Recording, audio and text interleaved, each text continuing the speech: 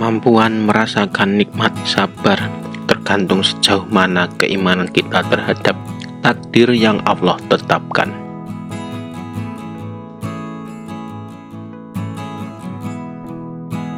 Tidak ada penghinaan yang akan membuat kita sengsara jika kita jadikan hal itu sebagai ladang amal untuk meningkatkan kemuliaan dengan memaafkan dan sabar.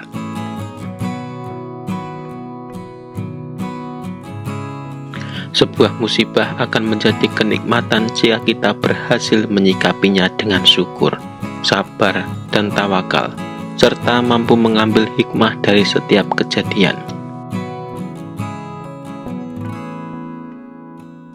Bisnis yang tidak menjadi amal, tidak menjadi ilmu, dan memutuskan silaturahmi, walaupun menghasilkan uang, tetapi itu semua sesungguhnya adalah bencana. Orang yang diangkat memegang amanah jabatan sedang ia tidak memintanya akan dapat banyak pertolongan dalam tugasnya. Orang serakah tidak akan merasakan lezat dan manisnya kenikmatan. Dia bagaikan orang makan yang pernah merasakan kenyang dan nikmatnya makan.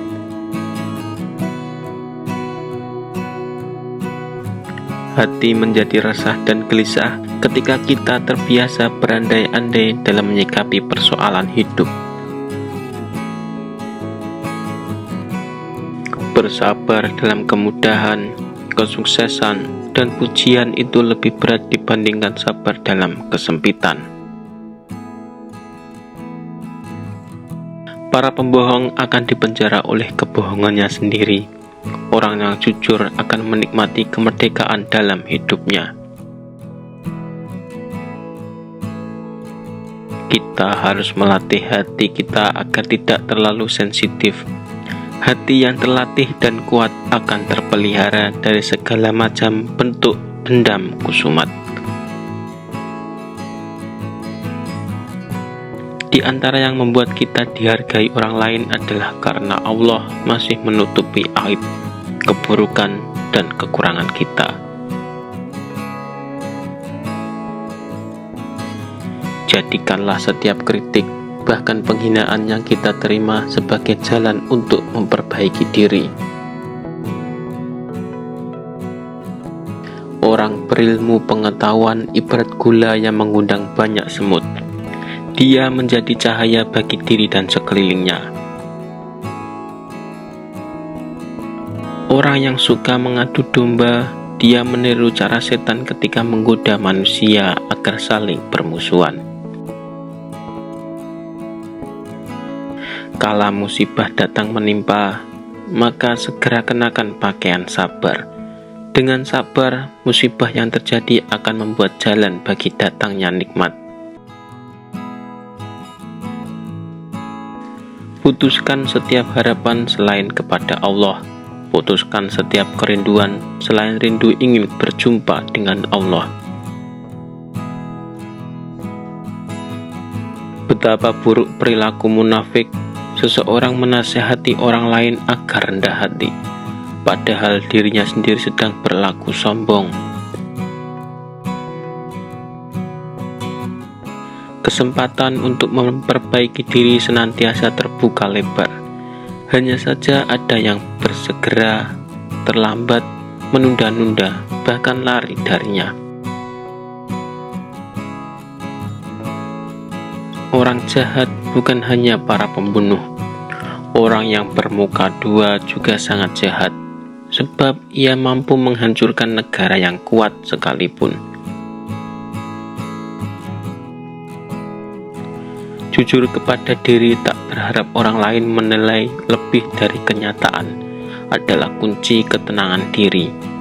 Jangan gadaikan diri dengan menipu diri. Mengobrol janji adalah mudah, menepati janji adalah amanah. Janganlah mudah berjanji, dan ingatlah, ingkar janji adalah ciri orang munafik. Seringkali kita egois, hanya mau mengingatkan orang lain, namun enggan menerima masukan dari luar. padahal hal itu adalah kebaikan juga. Kebohongan pertama akan melahirkan kebohongan-kebohongan lain yang akan menyebabkan seseorang kehilangan jati diri dan kemuliaannya.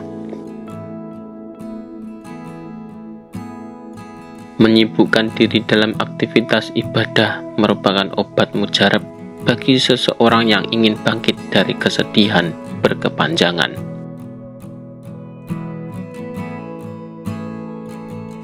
Berbuat kebajikan bagi seorang hamba ikhlas adalah dengan menyembunyikan amal dari pandangan manusia seperti dia sembunyikan aib-aibnya.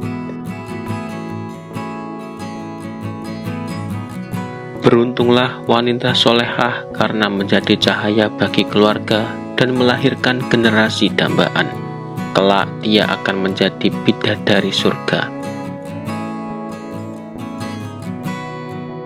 Ilmu yang benar akan membangkitkan sifat tawadhu. Seorang alim semakin bertambah ilmu, semakin sadar akan luasnya ilmu Allah. Kalau hati kita bersih, tak ada waktu untuk berpikir licik, curang, atau dengki sekalipun. Kemerdekaan hakiki adalah bila kita tidak diperbudak keinginan, dipuji, dihargai, dihormati, dibalas budi oleh orang lain. Kemerdekaan adalah milik orang yang ikhlas. Hawa nafsu adalah kendaraan setan. Orang yang mengikuti hawa nafsunya akan terhalang untuk berbuat amal soleh yang Allah ridhoi.